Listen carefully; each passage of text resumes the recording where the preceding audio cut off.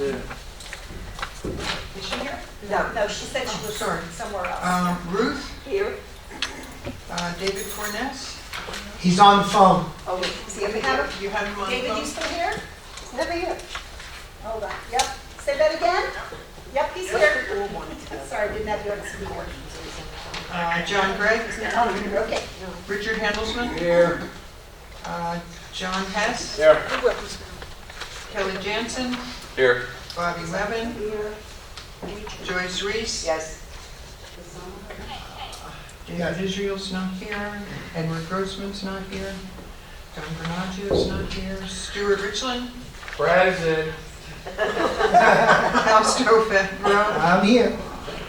Patricia Caputo. I'm here, but I'm not over here. Well, for purposes of this meeting, you're here. David Boaz, Here. and I'm here. We have a quorum. Thank you, Joanne. Okay. Monica. Don't you feel good being number one all the time? I'm not going to be number one today, if that's okay.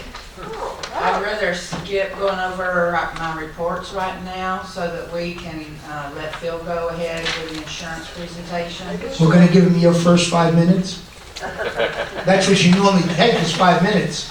I don't Some- take long. I know you It don't. might take a little longer than 5 Didn't minutes. you but- say he had to go all the way down in Miami or somewhere? Yeah. 5 minutes and we're gonna get, it's up to you, whatever's easier for you guys. What do you guys want to do? You want to dive into insurance or you want to go over reports? Go ahead and do the insurance. Hold off the good news, so you go second. Oh, okay. Now that's it, right there. Yeah. All right, All right. no problem. Okay, well, put this on, make sure you guys can hear me all right, like this. It's not on. Check. Okay, good, perfect. All right, well, yeah, you are hitting the nail on the head. I obviously don't make any good news calls anymore. I was joking with Boca this morning that I'm like the Grim Reaper with the scythe, and I just walk around to all these board meetings and make people's days bad. So I get that. I will say just kind of a few things before I jump into the proposals, and I promise I won't take too much time today. But a few things just off the bat, some housekeeping, some other items. Most of you know me, have met me by now. This will be my 4th year at insuring Senville Rec Association. So you've seen me for a bunch of years for that. And I do, obviously, UCO and the West Palm Beach condos as of 2022, so my 2nd year there. So I'm here a lot of familiar faces. If you don't know me, Phil Massey with Assure Partners, and again, specialty and community association insurance, and very familiar with these communities. Few things to kind of get out of the way. So first, I've got some flyers here. I don't have enough for everybody, but this group I'm not as worried about because Donald has got this email and this link. But I wanted to let everybody know on August 22nd at 11 a.m. we're doing a webinar. And this webinar will be myself, a lady named Tara Stone from Stone Building Group, and then the lobbyist, Travis Moore, insurance lobbyist. The 3 of us are going to be together doing a webinar, and is going to be focused around Senate Bill 154, the changes that just occurred to Senate Bill 4D from last year. So if you're involved in a 3-story or taller condo association, I think there's 12 here overall of the 300. We've specifically emailed those board members from those 12 because we have that list, but I've got it to Donald and the group as well. I very much would encourage folks to participate in that. It's live at 11 a.m. on the 22nd. However, we will be recording it. We'll provide that link for everybody. This is for Century Village only, so there'll be nobody from outside of Century Village. It'll be the Century Village boards in Boca, in Pembroke, and here in West Palm are going to be eligible to be on. So it'll be a Century Village specific presentation. I'm going to do an insurance market update too, but for the most part, the focus here will be going through Tara's presentation on the changes in the statute. And it's really good to have Travis with us too, because just general insurance questions, things behind the scenes of what's happening and why they're happening, he's a good resource for us. So that'll be a good opportunity for everybody. We're doing that again on the 22nd at 11 a.m. So that was first thing. Second thing, as I get into kind of our insurance here for Senville, I know when I was here last, I kind of talked about where I thought this thing was going to come in, and we ultimately ended up better than I had projected, which is rare these days. Nothing I present in 2023 is what I would consider good, so please, when I say it's good, I'm saying it's good in relativity to what else is out there and how bad it could have been. Everybody knows the insurance market's a problem right now in the state of Florida. This was by far the toughest Century Village or Centville rec renewal we've had in the years we've been here, and probably ever. The current property carrier that's in place is Amherst, and they have been on the account much longer than myself, and then Philadelphia on the general liability. They've consistently been the best options. Amherst has changed everything as of January 1st, 2023. They no longer can offer more than $50 million in values. Now, $50 million is still a huge value amount for an account like this and for accounts in Florida. So we were very much hoping they would give us the best renewal term possible. Their best renewal term would have been the $50 million in limit plus the most advantageous changes to terms. We got their best option. So that was like, I remember when I got it 2 weeks ago, I let Monica know. It was helped me sleep through the nights better, because had that not come and we would have had to layer this, the cost increase would have been significantly worse and the coverages would have been worse. So we got the best case outcome for what we're going to go over today. Again, doesn't mean it's not up, doesn't mean there isn't negative changes, we'll talk about them, but it is the best case for what we could have expected. So again, solid for 2023. Before I jump into the proposals though, every year I always hand this sheet out. It's 2 pages and it goes over the claim history for all 3 of the locations. So Pembroke, Boca, and West Palm. And we show how you guys have done from a claims year over year, and it goes over 11 years of loss history. So I'm going to walk this around, just pass some of these out to you guys right now, and then we'll kind of talk about it. That's okay. I mean, I got it on everybody. Normally Christy's with me, but Christy's in the Bahamas, so she's enjoying her time. So I'm going to let her do that. Oh, yeah, sure, that's fine. Thank you. So again, there may not be enough. Let me know, but if not, you can kind of share them. So this report, I thought it was. I'm an insurance nerd, so I think it's cool. But thinking about it, when we first got here, one of the benefits of us being the agent was to get this loss information properly put together. And so we went back 11 years, gathered data. We did this a few years ago, so say 8 years of time. And with Monica's help and a lot of other folks, to put this together, and so we can kind of track what the properties are doing. What you'll see is 11 years, Boca by far has had the best loss ratio, and it's kind of just, it's incredible what they've been able to put forward. Pembroke by far is the worst, and then West Palm's kind of in the middle. Now, West Palm's had a little more issues in the last few years than they historically have. But if you look at these 2 pages and you go down on West Palm's column to the bottom, you'll see that you're running over 11 years, your general liability loss ratio is running about 71%. I'm sorry, 57%, which is that bottom red number. If you just look at the last 5 years, which is what we do when we're underwriting the insurance, it's a 71% loss ratio. So the loss ratio, anything over 40% we would consider negative. It's where the carrier is pretty much losing money on it. So again, 57% at 11 years, it's 71% at 5. To give you a comparison, Pembroke, which is the worst, is 114% at 11 years and 123% at 5. And then Boca, you can see only 11% and 7%. So West Palm's had more losses than we would like, but overall, it's been a few different cases. So I'm potentially contributed to the loss, and so we've got pushing for defense assignment through the vendor. So that's going on still. Another, again, trip and fall issue. And then the 2 from the last year were from October of 22 and January of 23, so pretty new. Both trip and falls, one over a chair leg, one over a treadmill cord, and one's about 85,000, the other's about 60,000. So these particular claims are the worst of them, and there's others too. You don't have a high number of claims, so each year you can see West Palm's is averaging 6 claims a year. You've had exactly 6 the last 3 years that we've been on here. It's just some of those trip and falls have been a little worse from a loss perspective. The current year is going pretty well, so we're knock on wood that we get through that. And we've had some positive legislative changes in March of this year, if you've been looking at what's going on in the state, so that is positive. That'll hopefully help us.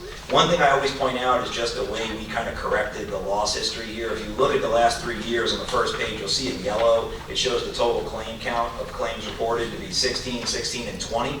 If you go then beyond that, 2019, 2018, you'll see 94 and 123. So we took over in 2020. The way that the prior agent was handling the claim process was not the way they should have been doing it. And you could see how that kind of causes repercussions going forward, because in this year when we were shopping the liability insurance, you know, a lot of the underwriters will kind of scoff at us when we try to give them the account, because they're like, oh, 250 claims, I'm not touching this. And I'm like, yeah, but you got to peel back the onion a little bit. I was like, the last 3 years, we've got to focus on, you can't look at those last two, those fourth and fifth. They want to look at the 5, but fourth and fifth are throwing it out because of the way it was done. So again, that's part of how we've corrected a lot of these issues. So from a loss perspective, the moral of the story here is that when it comes to the liability insurance, which is the second largest cost here, West Palm has been on the other side of it, so we've been higher than we'd like to be, but we're not as bad as Pembroke and kind of running middle road. But again, a lot of this is reserved, so we'll see how these claims play out, and I'll keep updating this for you at each renewal so you guys can keep that, okay? Any questions on the loss piece? All right, no problem. Just wanted to make sure I was over here. All right, okay, so only thing next is going into the proposals, and I'll talk, again, I will try not to belabor it, I'll go through it. Same carrier on the property, same carrier on the liability. The big change we had from a carrier perspective was the umbrella. The primary umbrella carrier, Philadelphia, they actually started out non-renewing the general liability and the umbrella. We got them to stay on the general liability, but they would not stay on the umbrella. That is not a big surprise. Philadelphia got off the umbrellas on other things related here some years ago, and they don't really do any umbrella anymore, so it wasn't a surprise they got off of it. But they were doing the first $5 million of a $30 million umbrella, and we had to take them off, and we transplanted them with 2 other carriers. So it did add pressure to the umbrella program. But other than that, the property and liability are with the same programs. Will be very similar year over year. But I'm going to go ahead and hand these out. Oh, sure, don't mind. Here, okay, great. Thank you. Oh, it's like having a professional help.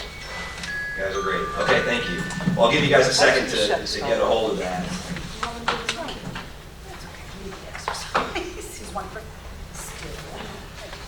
And if anybody needs the flyers on the webinar, I'm going to leave them here when I'm done. So you guys- John, how are you? You're Kelly, right? So I'm going to need your information. You got one? I have an extra one up here too. If anyone needs another, I've got an extra up here.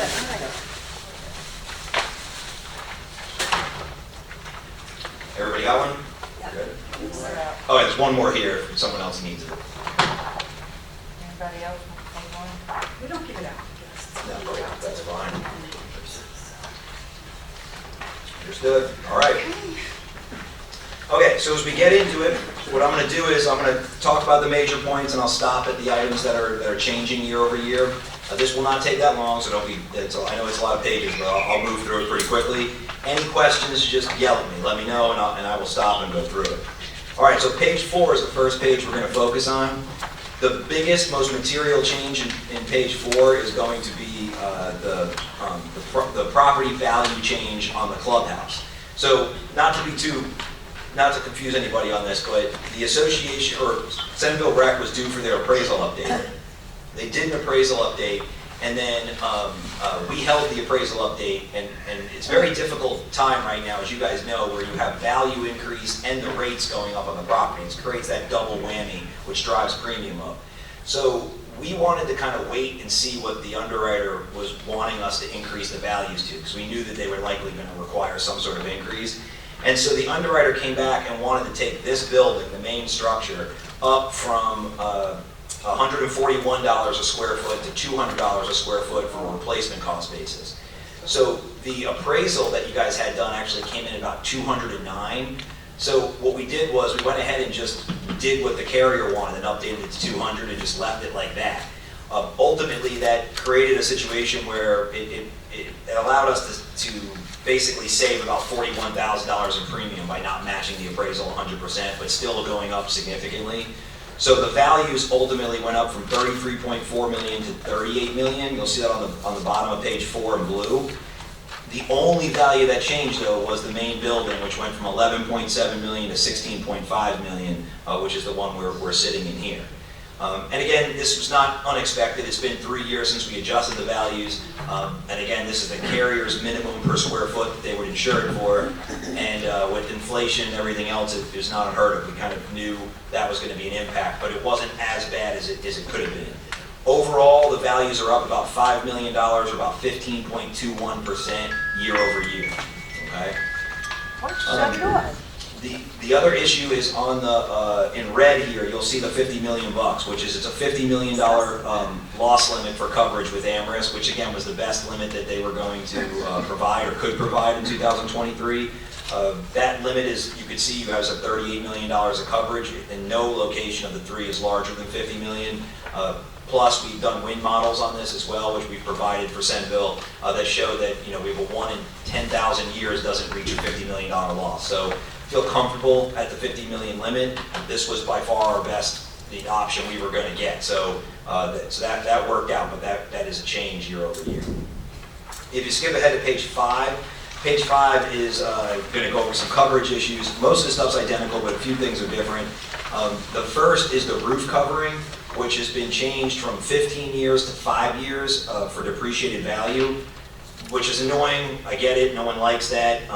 Unfortunately, it's AmRisc the way they're doing things right now. But it really doesn't have an impact on this location at all, because this roof is 2007, so it's prior to 2008 anyway, if it was 15 years. So there's really nothing changing for West Palm on this. The only other roof we have that's been replaced was the health club in 2020, and so that's going to be fine. That's within the last 5 years.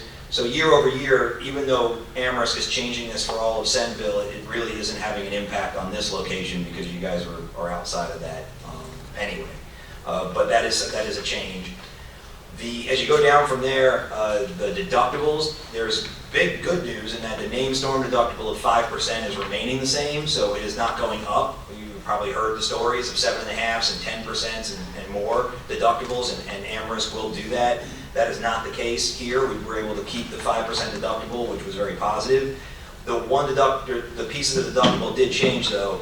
The all other perils deductible, which is anything that's not wind related, that increased from $5,000 to $25,000. That was expected. That's not an unexpected change. You saw that with the West Palm Beach, with the condo portfolio this year that went from $5,000 to $10,000. No one really has $5,000 anymore on the AOP deductible. And for a schedule this large and a premium this big, it was rare to be at 5. So we were kind of taking advantage of that while we were. AmRisc now's minimum is 25, so they're not going to go lower than that. It's not the end of the world. If you look at our claim history, we don't have much on that side, so it's not as bad as that happening on the liability policy would have been. The named storm deductible is 5%. You'll see it's subject to 1.75 million minimum, and so that may catch your eye because it was $100,000 last year. But really, what that is it's 5% of the clubhouse building value. So AmRisc will require the minimum storm to equal 5% of the largest item on the schedule. It's not every storm claim I handled in the thousands I've done in Ian and Irma and everything have always been that way as far as the loss. It never happens where a hurricane hits and doesn't damage at all the main structure and just the ancillaries. But that's really the only way it would hurt us. But that's a change from a structure standpoint that, again, there's nothing we can do about it. There's no option to do the 100,000 anymore, and this is pretty standard at this point.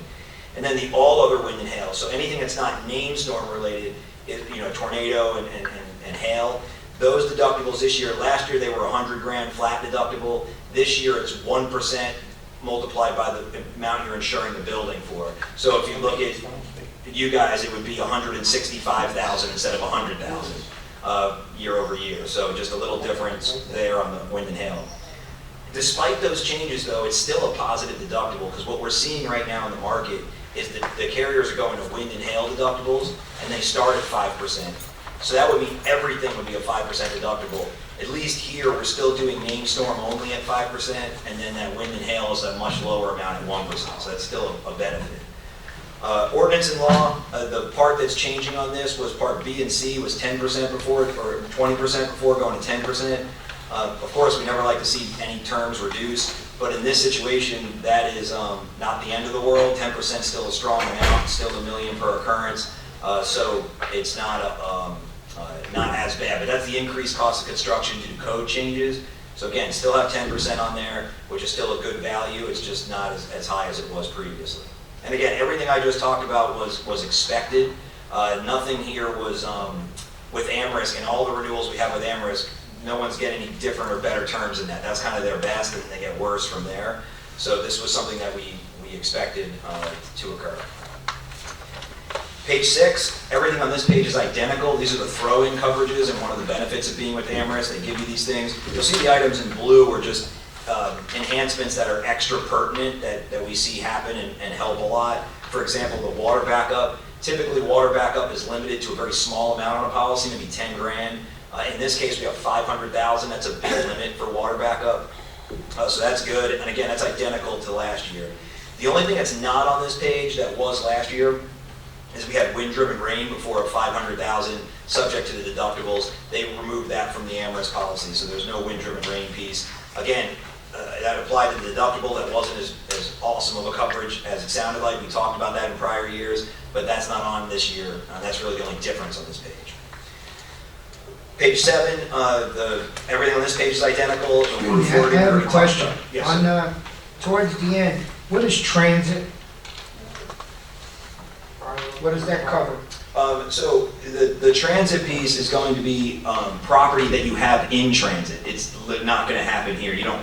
These forms, just to kind of mention, some of this stuff isn't going to apply to an account like Senville, but this is their Compass form, so they'll put it on everything. So if you guys were a manufacturer, for example, and you had property that was in transit, it would give you a supplement, some coverage in the event that that property was damaged while being moved from location to location.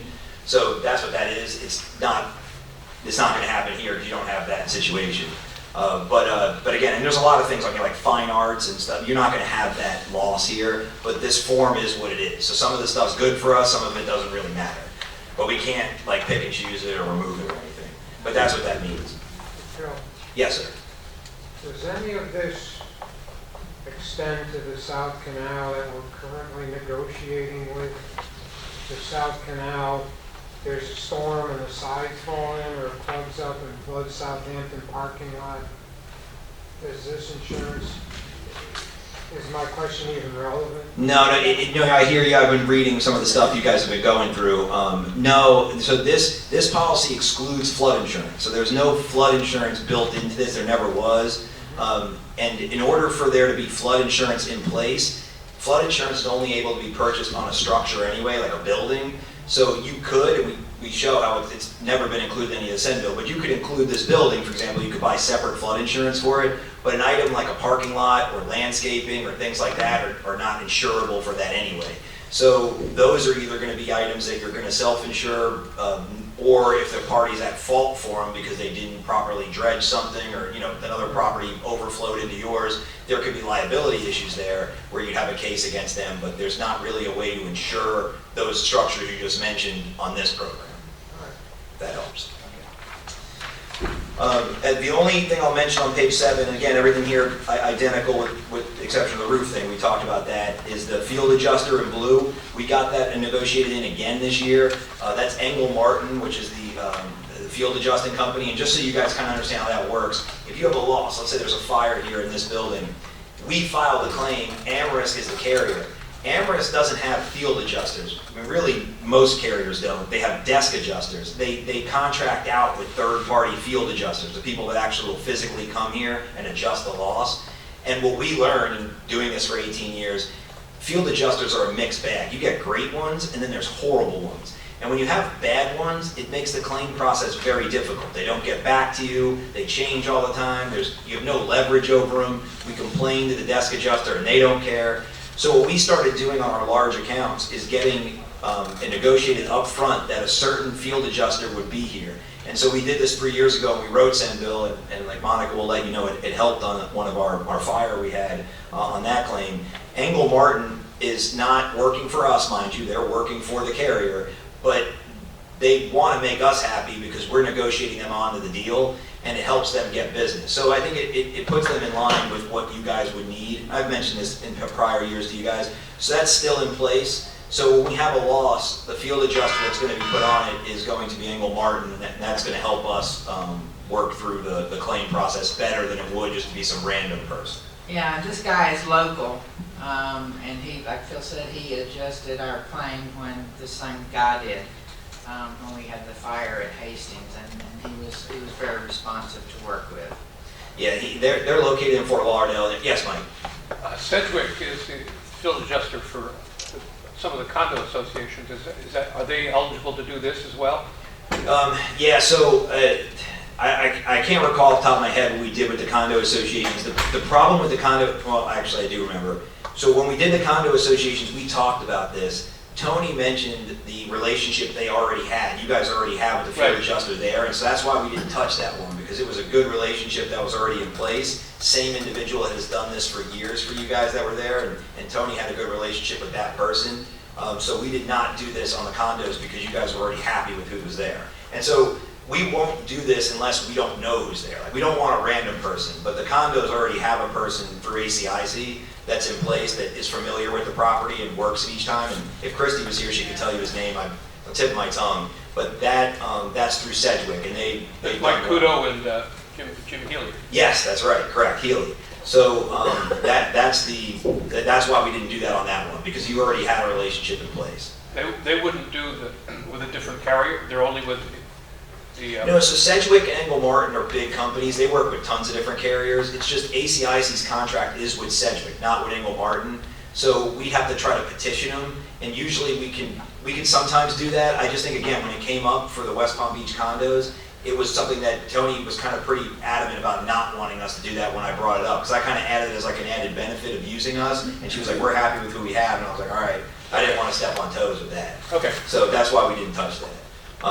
But that's there, and if for some reason that person changes, Healy's gone, or whatever happens, and we need to move it, we can use this. Page 8 is the equipment breakdown piece, and there's no change on this except for that we've increased the values from 109 million to 127 million. Again, that's all the properties together, so it's not just your property, but this matches the appraisal amounts, and it still has a $2,500 deductible, which seems just really low these days, but that's still in place. So nothing changed on this. This is identical to what it's been in prior years. It just increased the values by 16% for the appraisal.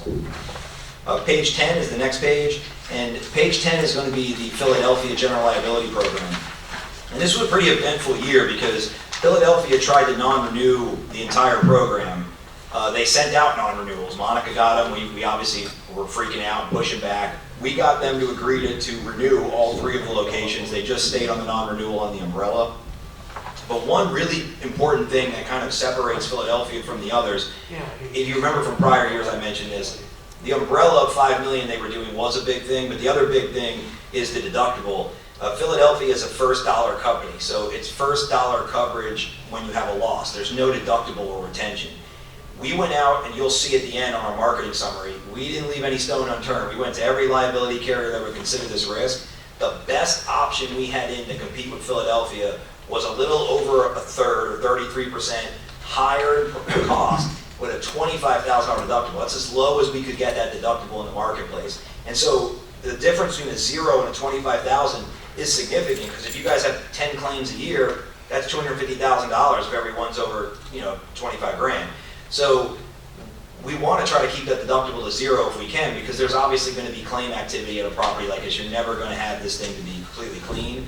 So there's hundreds of thousands potentially in deductible cost that we don't have to pay with Philly as well. So not only is Philadelphia the least expensive, but they've got no deductible, which makes them powerful in this scenario. As you go to the exposures, all these exposures are identical year over year. We did not change any of these. I do realize some of these might be slightly higher, but again, this is non-auditable. They are not changing. Of course, the clubhouse didn't grow, so we're good there on the square footage.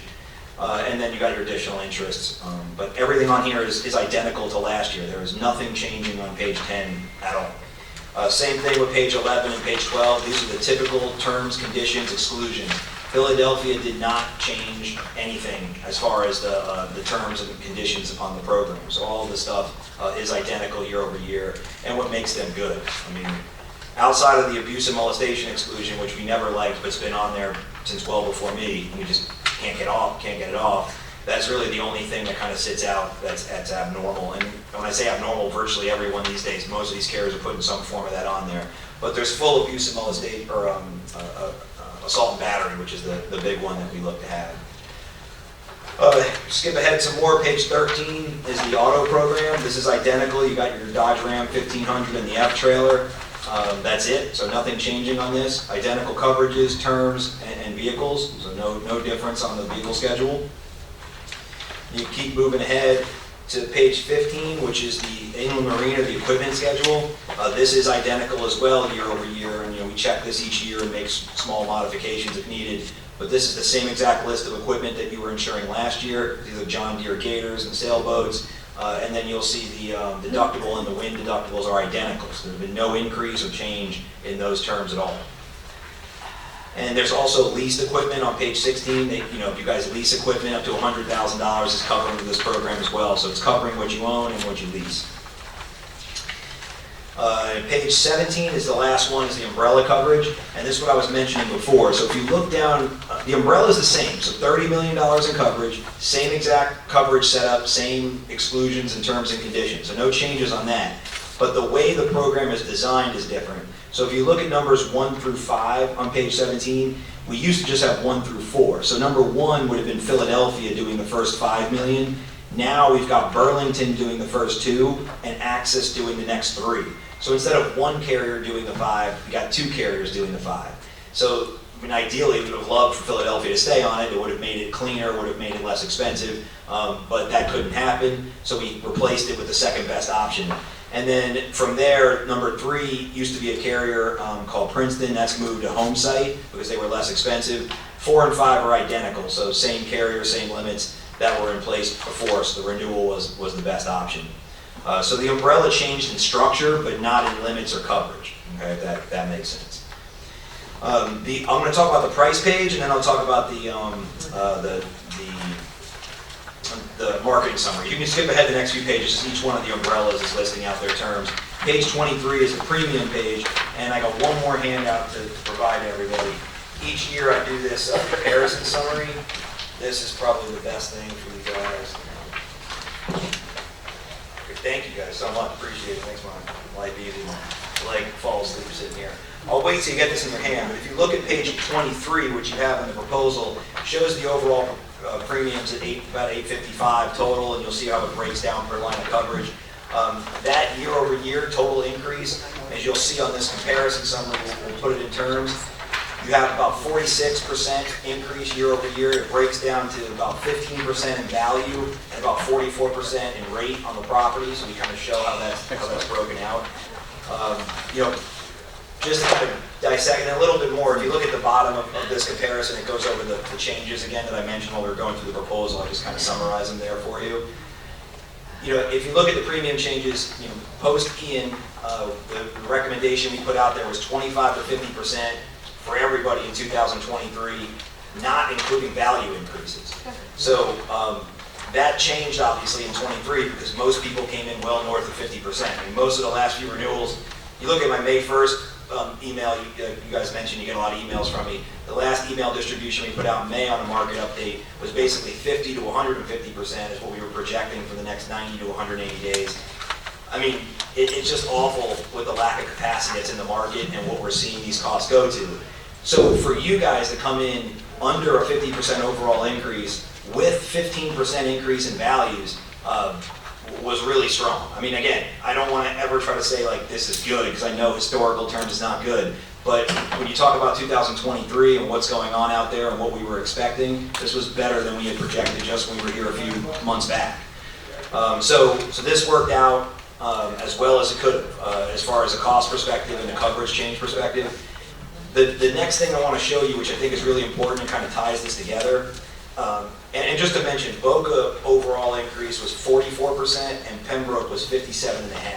So you could see you came in pretty close to Boca and Pembroke was the worst. Again, claims related more than anything else. Page 24, 25, 26, and 27, I don't expect you to read through all this, but I just want to kind of show you a snapshot of what we do kind of behind the scenes.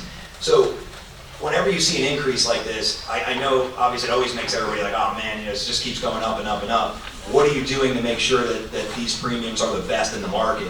And what you'll see on page 24, that's a list of property carriers, basically everybody else that was involved that couldn't compete with AmRisc pricing.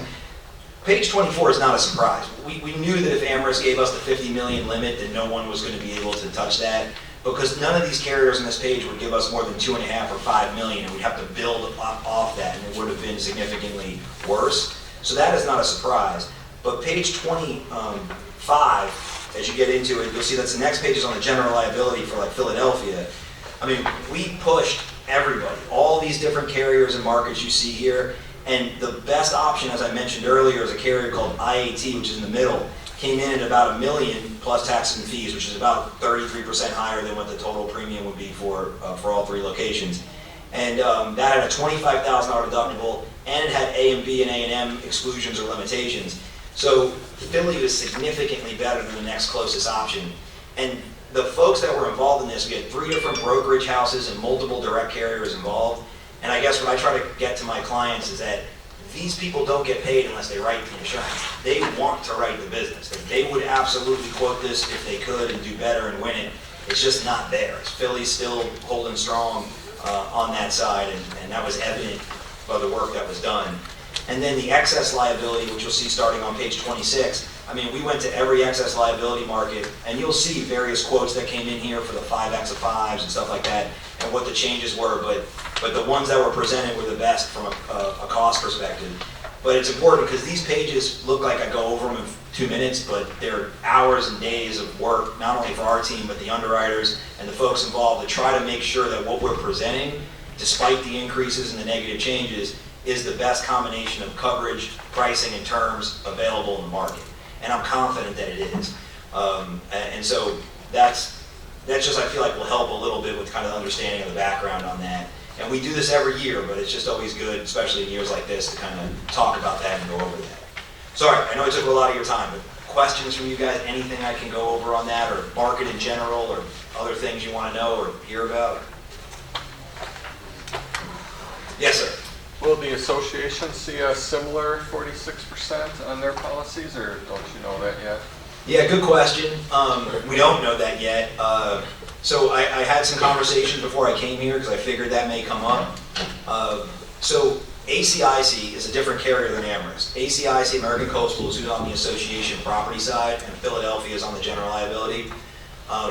This is pure conjecture at this point, so I'll give you what I'm thinking at this moment. ACIC will not know what they're going to do on this until at least there's a conference every year called AWISA. It's a wholesaler brokerage conference, and the wholesaler that's on this account, a guy named Brian Henderson, has an appointment with a lady named Liz Hayes, who controls this program in the first week of September. The meeting, we've already talked about it over the last few weeks, that will take place then. That will be our first kind of look into what she thinks that ACIC is going to do on this renewal. If you look at what ACIC's been doing on their renewals for all other accounts, I mean, they've been pretty stringent in their increases and changes in terms, but the West Palm Beach Century Village is a different animal. It's a completely different beast. You're talking about $700 million of values. It's its own beast. They basically buy their own reinsurance for it. It walks and talks and moves differently. And so it's very difficult for us to take a renewal that occurs on a $25 million condo and say the same thing's going to happen there. The West Palm Beach program is operating very profitably. The carrier, the losses, I mean, if you look at the way that's run, it's running very profitably and positive towards the carrier. So if I'm that carrier, I want to keep that account. I feel like it's very important to keep that account. The problem that none of us can control is the reinsurance availability. It's so awful right now, and that's a very extremely difficult account because you have to buy enough reinsurance for it. $700 million in one location, older age on these buildings, you got some roofs that are older, very difficult to do. So, do not know.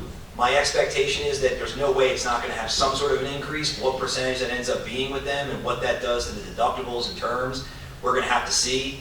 And so, I'll have a lot better of an idea after that meeting in the first week of September. I'm putting out my budget guidance for all of my community association clients at the end of August, so it'll be right around the same time. And I'm doing a webinar for that too. But I'll obviously do a separate one for you guys. I mean, my goal is to get the Century Village West Palm Beach its own budget numbers as early as I can. So, you September, October, make sure you guys know where I think it's gonna be so you can budget correctly. Right now I'd be guessing to say, but we had a great renewal last year. In terms of what it could have been versus all the other renewals, and if you look at the other associations that were in there, it came out much better than we expected. My hope is that we get that same kind of job done this year. But ACIC, I will say, definitely going to be unless something else pops up in the next 6 months, American Coastal by far is still going to be the best option for the Century Village West Palm Beach condos. Being able to aggregate that much limit, being an admitted carrier, I don't see anything being better than that, but like I said, we're going to have to go through that process. Sorry if that's not the greatest answer, it's just the best I've got right now. Yes, Mike? Yeah, I have a suggestion. The webinars that you produce, is it possible to somehow get those as a flash drive so that they could be put on the community TV channel? I think you might get more people that are able to watch it on the television than on a computer with whatever speakers they have. Yeah, we kind of talked about that. I think what I'd like to do is try it for this one, whereas I just need to know what technology we need to have. So we need to know what we need to give it to you on, and then once I know that, I can have our team basically plan accordingly, and then we can get you whatever that is. Because I want most people to see it as possible. Joanne is... So yeah, if you know, somebody's got to let me know, hey Phil, I need you to give me X, and then I'll make sure we deliver. Okay, because Joanne's usually in charge of that, that's why I was asking. Okay, sure. You just let me know, because anything I can do to make it easier for people to see this. I mean, the one thing we don't want to do here is, we don't want to surprise anybody, right? No one wants to be surprised by big increases and changes. We want to be talking about where we think it's going to come in and budgeting correctly. And we've been so far pretty good at that. I mean, at what we've done in a crazy kind of market. And so our goal is to keep that up. Well, this seminar, in August, is only going to be essentially for the 3-story buildings, correct? It is. I would say if you're a 2-story building, though, it's worth sitting on, because, obviously you'll see what's going on for the other associations. But I'm going to talk about insurance market issues in general. And with Travis there, he's good. Him and I will probably go back and forth on some stuff. So we're going to talk about insurance market update a little too. So it's fine for other folks to be in it, but the real goal of it is 3-story or taller condos. So you need to emphasize that at the beginning. Yes, and we will. We'll definitely otherwise emphasize it. Two-story associations running out and getting a... No, yeah, we don't want that. Right. No, and nobody should sell you that either. So the SIRS, which is the Structural Integrity Reserve Study, and the Phase 1 structural inspection, those things should never be sold to a 2-story condo. If a vendor does that, that's not really nice of them. People should not be getting those unless they know they want it, despite the fact that they don't need it, by statute at least. If somebody wants to go get it, great, but any vendor should be explaining the law. But we'll make sure that's clear. Okay, thank you. No problem. Anything else on this stuff? That's good, I think we have enough of a headache. I know, and I think I broke my own record, 50 minutes, that's not bad. Well, you owe us a half hour, because you overdid it. Sorry. Rich was trying to get your attention. It's no big deal. Oh, I'm sorry. I don't have a calculator, but the rise in premiums per unit goes from a little less than $75 a year to a little more than $105 a year per condo. It's $2.87 per unit per month. Yeah, okay. Yeah, that helps. I should break that down. I can do that for you. I didn't do it. Yeah. Times 12. Yeah, okay. That's it. Yeah, $34. Okay. Yeah, a year. Yeah, 75 to 105. Yeah. Okay. Well, it makes it easier. So yeah, I can do that in the future. I didn't think about that, but you're right. That's how's it impact me, sort of thing, right? So It's 2 cases of Bud Light a year. yeah, We don't drink Bud Light. yeah, right in there, like Drink one. I do. Well, thank you guys. I appreciate the time, and again, I know it's not easy on the insurance stuff right now, but I appreciate you guys working with me. Christy says hi. She's wasn't able to come today, being out of the country, but good for her. And then the rest of the team does too. Jenica and Elma and Jess H. all say hey too. And anything I can do for you, just give me a holler. Well, you know, given the horror stories we're hearing everywhere, I was expecting the increase to be a lot worse, to be honest with you, so. But this is, Monica, remember, this is only part of it. I know that, and that's where I'm hearing the big increases Yeah. on the association side. Okay. All right. I heard it all this morning, we were in Boca earlier today. No wonder you have a few gray hairs. Yeah, nothing. A few more, Okay. that's for sure. Do we have any corrections to the minutes? I know everybody read them, and I'll entertain a motion to accept the minutes if they're correct. John Hess and Bobby Levin. Thank you. Thank you guys very much. Thank you. Thank you, Phil. Have a great day. You as well. Be safe. So everybody, see you tomorrow morning, 9:30. All right, Monica, give us some good news. Thank you. Good news, let's see. Good news. Eva, you gonna let Dan I know? just did that. Okay, all right. Okay, so this afternoon, we're looking at the statement of operations for the 7 months ended May. For the month of May, our total revenue was $516,000. The expenses $476,000, so we have a profit for the month of $40,000. For the 7 months, our revenues are $4.6 million, which of course includes reserve revenues of $1.2 million to cover our surplus for our air conditioning project. Total expenses $4.7 million, so we have a loss year-to-date of $101,000. For that period, we had actually budgeted a loss of $448,000. So we have a positive variance year-to-date of $346,000. Yes. Any questions? No? Okay. At the bottom is your social activity summary, your theater income, $4,171. For your theater, dances, and movies, we paid $6,174, so we had a loss of $2,000 for the month. Year-to-date, theater and dance income, $233,000. Cost us $283,000, so we have a $51,000 loss. We had actually budgeted for that period $114,000 loss, so again, it is a positive variance of $63,000.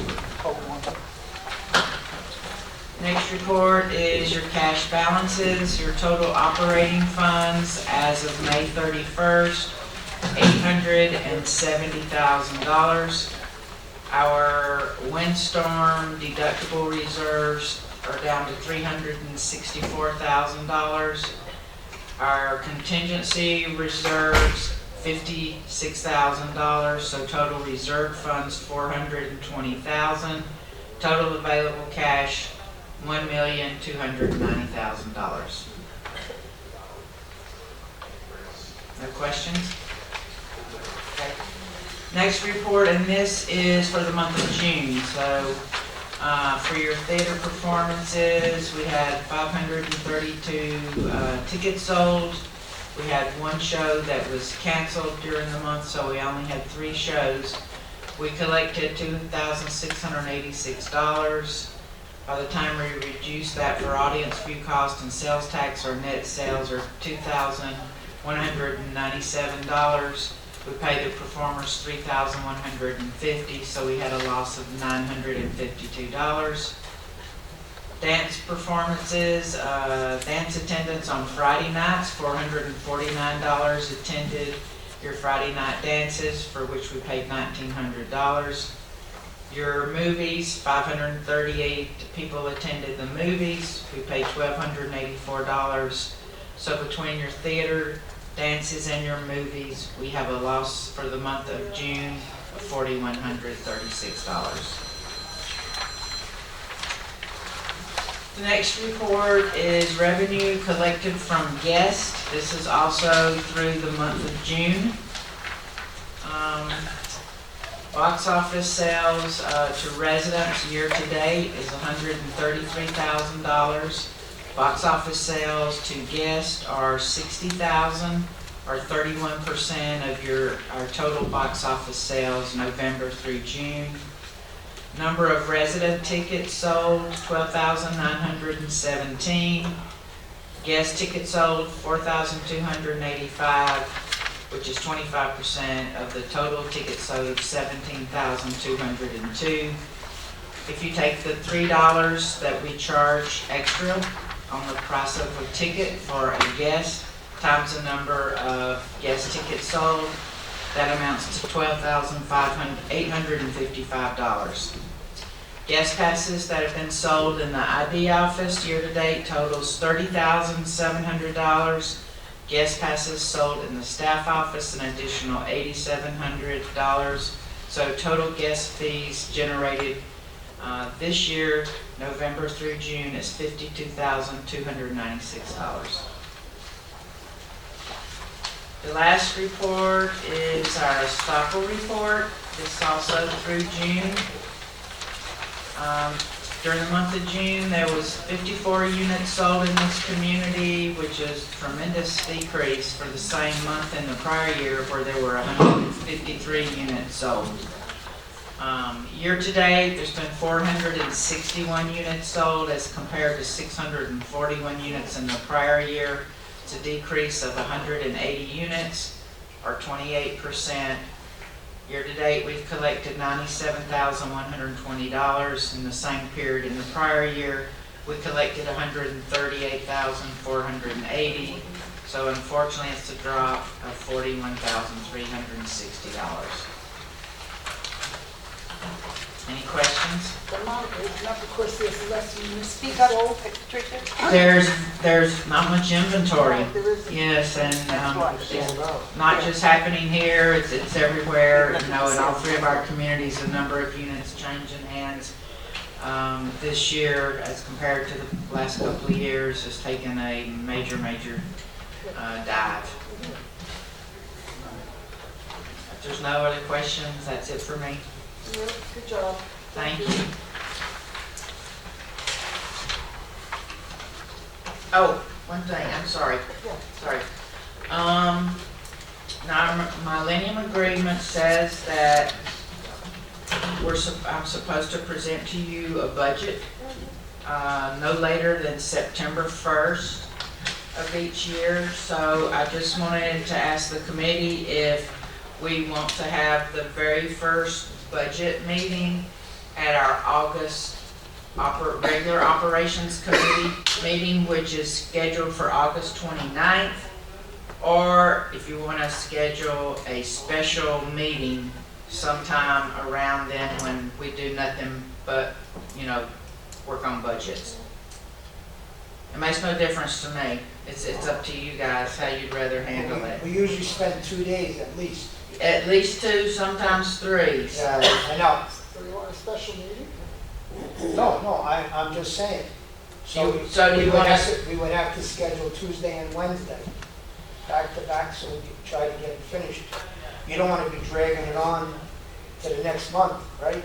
No, it doesn't matter, as long as the initial meeting occurs prior to September 1st, we're good. But we wouldn't have to have them, consecutive days. That way it gives me time to go back and It's like all- figure out all the changes that we decided to make and regroup. So we could have the first budget meeting on the 29th, or schedule a special meeting to do nothing but budgets. Have it on the 29th. 29. 29th. Okay, Good. okay.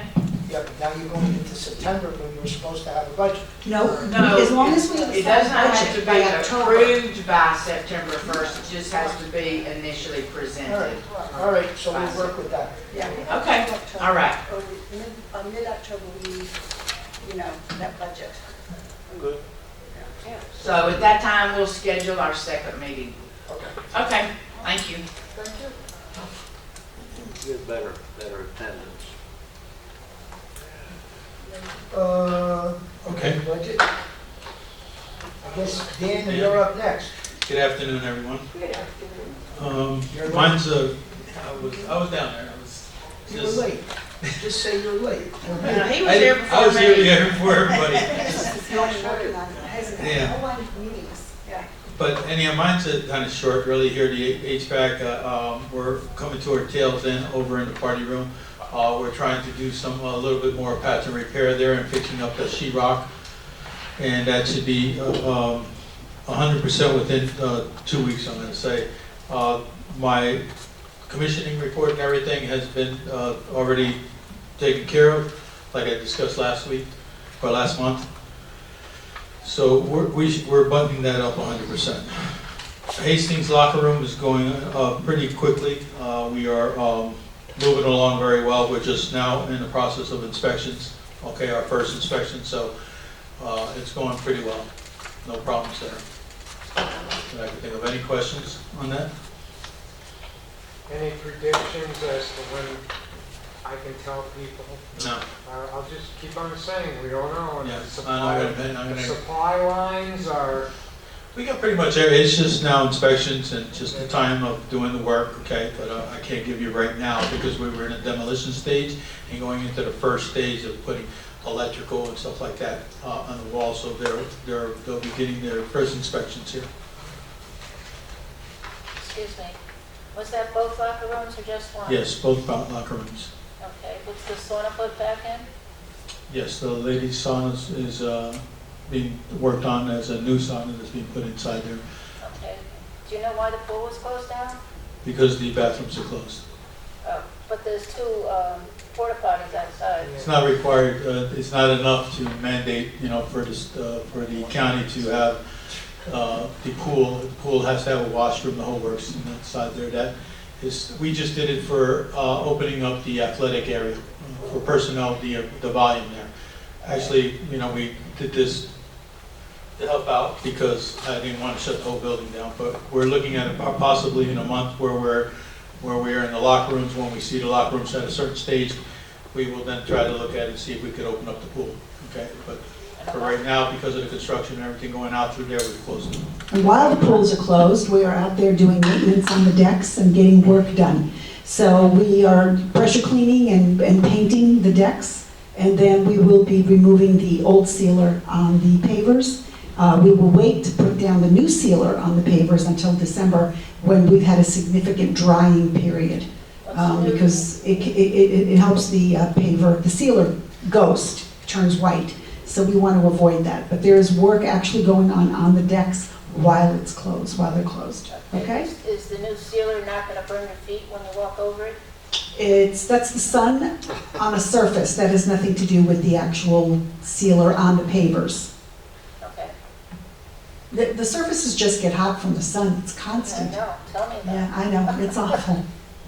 And just a question, why wasn't there, used to be 3 rails going in the front, now there's only 2, going into the pool? Why wasn't the 3rd rail put in? There should be 3 rails going in. No, there isn't, there's only 2. There was the other pools, we did it for safety reasons, that's all. Then what it was the 2 rails were so far apart that we put a 3rd one in there for a time until we redid the pool. Because people could not, for those people who needed to hold on to both sides to go down, they were too far apart. So we put that 3rd one there so people could hold on to 2 rails if they needed to. But once we redid the pool and we moved those rails closer. It was for safety reasons also, where the rail really goes in the middle. We put the double rail just for the ADA purposes, for people having a hard time getting into the pool. Then when it was at 3 rails, there was a possibility that you go to the short end and you could slip off. So it's in a good spot right now with both of them, where you could walk on both sides if you wanted to, or down the center. Okay. Any other questions? I don't have anything, no. Well, what I do have is, I will be sending everybody the new release for the sporting areas, and we're gonna get started on that. So I'm gonna email everybody a copy again, and then we're gonna try to get started on that sometime in August, so we can start getting the summer people signed up. And then we'll work hard to get all of our snowbirds signed up that want to use the rec areas. All right. Do we have any new business? Good. Richard? Just, when we talk about the budget on the 29th, we're gonna get the price of switching the aerobics and the gym.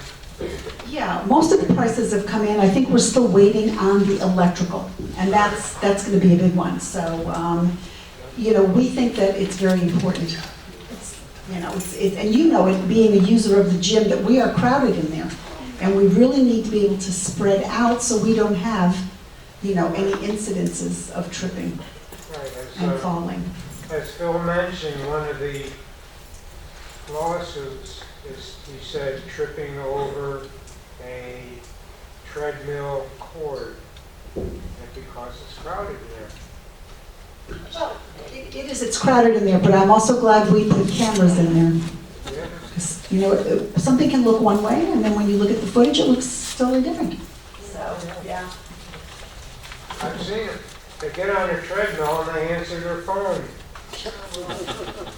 Yes, and then they Forget to walk and keep up with the treadmill that's still moving, and then they just fly right off the back. And I'm surprised we haven't had more serious injuries, so, everyone that's done that, they came out on the better side of it, but, yeah. John, you had your hand up? Yeah, since there's no more business, I move we go home. I got a question. Oh, you have a question? Yeah, John. Yeah, when is the brochure for the new season gonna come out? It comes out. August 1st. August 1st. August 1st, thank you.